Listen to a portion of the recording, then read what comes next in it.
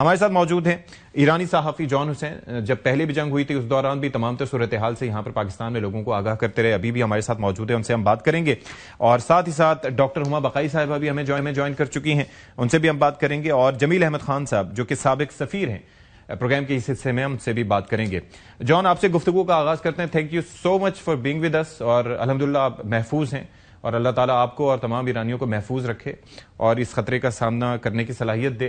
اس وقت کافی چیزیں ہیں ایسی جو کہ جس پہ قیاس آرائیاں ہو رہی ہیں کہ یہ سلسلہ ہے, یہ ہو رہا ہے, اس طریقے سے بمباری ہو رہی ہے. اور ظاہر ہے کہ ایران جس طرح سے ریٹیلیٹ کر رہا ہے تو دنیا کے لیے بڑی خبر یہ ہے کہ اپنے سے کہیں زیادہ بڑی طاقتوں کو جس طریقے سے رسپونڈ کر رہا ہے. لیکن مجھے ذرا یہ بتائیے گا کہ تہران اور ایران میں سچویشن کیا ہے جو مسلسل یہ بمباری کر رہے ہیں.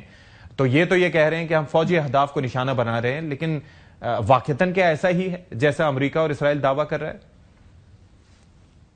دیکھیں, کاش میں آپ لوگوں کو دکھا سکتا باہر جا کے کہ کس طریقے کی سچویشن ہے. انفارچونیٹلی میں دکھا نہیں سکتا اس لیے کیونکہ میری پرسنلی میں لوکیشن میں اپنی ریویل, کیونکہ میرے اوپر بھی ایک خطرے کا بہرحال سایہ منڈلاتا ہے کہ کیونکہ جرنلسٹ کو بھی آگے جا کے ٹارگٹ کر سکتے جو ان کو لگے کہ جو ہے ایران سے جہاں سے نیوز دے رہے ہیں. تو بہرحال بہت خطرناک یہاں پہ عجیب صحیح ایک ہیبت ناک جو ہے وہ اٹیک ہوتا ہے ایران اور اسرائیل اور یو ایس کی طرف سے کہ وہ ایک کلسٹر فارمیشن کے اندر جب بھی وہ ہٹ کرتے ہیں وہ کلسٹر فارمیشن کے اندر کرتے ہیں. ان کا کہتے تو وہ یہی ہے کہ ہم ملٹری ٹارگٹس کو ہٹ کر رہے ہیں, لیکن آپ مجھے ایک بات بتائیں, ایک ان کا اگر کوئی آفیسر ہے جس کو ٹارگٹ کرنا ہے, وہ نارمل یہ ریزیڈینشیل بلڈنگز میں جنرل جو ہے ان کے ریزیڈینشیل بلڈنگز میں رہ رہے ہوتے ہیں کمانڈرز, $100-200 ان کی تنخواہ ہوتی ہے.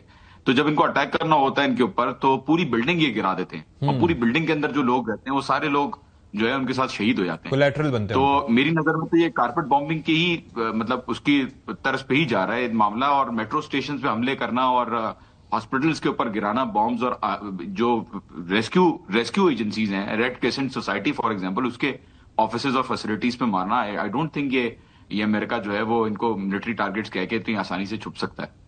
تو ساتھ ہی ساتھ یہ ایک اور چیز بھی ہے کہ جب یہ نمبرز کی بات ہوتی ہے, آپ دیکھیں 5 دن سے اگر وہ کہتے ہیں کہ ہم نے 2000 اہداف کو نشانہ بنایا, اسرائیل بھی کہتا ہے, امریکہ بھی کہتا ہے, اور اسرائیل کی رuthlessness تو سب کو پتہ ہی ہے, اور اس کے اندر نمبرز کہہ رہے ہیں کہ جی ابھی تک 700-800 کے قریب یہ ایران سے خبریں آ رہی تھیں کہ شہادتیں ہوئی ہیں.